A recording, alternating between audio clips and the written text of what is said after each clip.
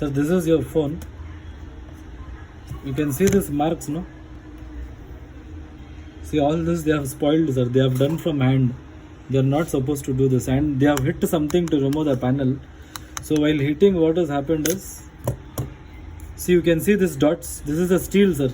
This is hit for the battery. See, this is your battery. See, the battery sits like this on the board. Okay, so because of that, I guess I'm not sure, but this should be the reason. So this hit for this battery.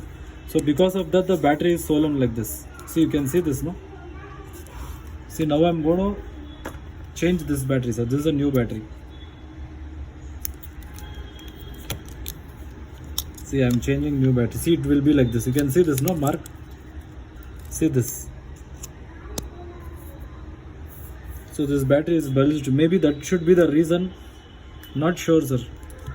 See, I'm going to put this new battery and I'll send it. This will sit properly. See, it is inside. It is sitting inside. So this battery you connect, it is coming out. Maybe because of this battery, it is affected the old display, sir. Anyways, I'll pack and I will send it, sir. Thank you.